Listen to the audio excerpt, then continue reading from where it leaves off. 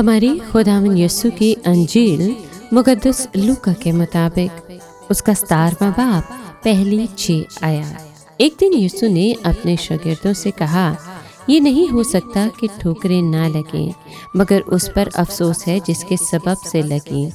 उसके लिए बेहतर होता कि चक्की का पाट उसके गले में डाला जाता और वो समंदर में फेंका जाता, बनिस्बत इसके कि वो इन छोटों में से एक के लिए ठोकर का बायस बने। खबरदार रहो, अगर तेरा भाई गुनाह करे तो उसे मलामत कर, अगर तौबा करे तो उसे माफ़ कर, और अगर वो एक दिन में 7 बार तेरा गुनाह करे और 7 बार तेरे पास आकर कहे कि मैं तौबा करता हूँ, तो उसे माफ़ कर। रसूलों ने खुदावंद से कहा कि हमारा ईमान बढ़ा। खुदावंद ने कहा, अगर तुम राई के दाने के बराबर भी ईमान रखते और तुम इस शहतूत से कहते कि जड़ से उखड़कर समंदर में जा लग, तो तुम्हारी मानता। पाक कलाम के पढ़े और सुने जाने पर खुदावंद की बरकत हो, खुदा का शुक्र हो। अजीज दोस्तों, इंसानी फितरत और इंसानों की हालत को जानते हुए खुदावंद ने कहा कि ये नहीं हो सकता कि ठोकरें ना लगें, लेकिन इस बात से उनका कसूर और जिम्मेदारी कम नहीं होती जो ठोकर का बायस बनते हैं।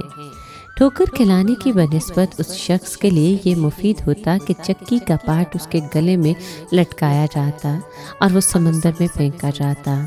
ऐसी सख्त ज़ुबान के इस्तेमाल से साफ ज़ाहिर होता है कि ये तस्वीर जिस्मानी मौत की नहीं बल्कि अब्दी हलाकत की भी है।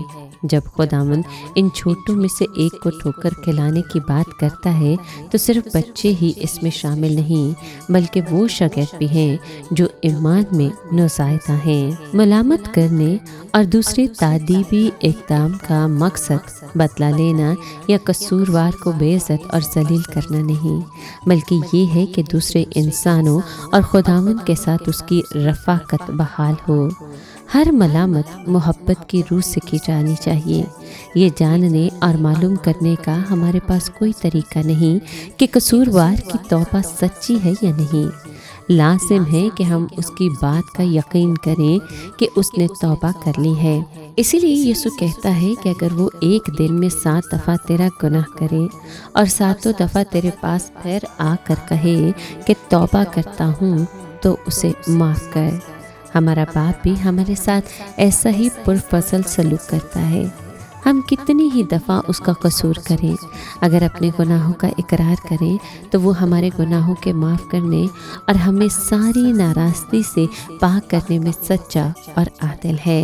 एक दिन में 7 दफ़ा माफ़ करने का ख्याल शागिर्दों को अगर नामुमकिन नहीं तो असहद मुश्किल ज़रूर मालूम हुआ। वो महसूस करते थे कि हम ऐसी फराख दिली की सकत नहीं रखते, इसलिए उन्होंने खुदावंद से दरख्वास्त की कि हमारे ईमान को बढ़ा। खुदावंद के जवाब से साबित होता है कि अहमियत ईमान की मिकदार को नहीं बल्कि नौयत या मयार को है। मज़ीद ये नहीं कि उनके पास कितना ईमान था, बल्कि अहमियत इस बात को है कि जो ईमान है उसको काम में कैसे लाते हैं। हमारा गरूर और हमारी अना हमें अपने भाइयों को माफ़ करने से रोकती है। ज़रूर है कि गरूर को जड़ से उखाड़ कर बाहर फेंक दिया जाए। अगर वो राई के दाने के बराबर ईमान पर शहतूत के दरख्त को जड़ से उखाड़ कर समंदर में डाल सकता है, तो यकीनन हमको उस सख्त दिली और हट धर्मी पर भी फतह दे सकता है जो हमें अपने भाई को लामहदूद माफ़ी देने से रोके रखती है।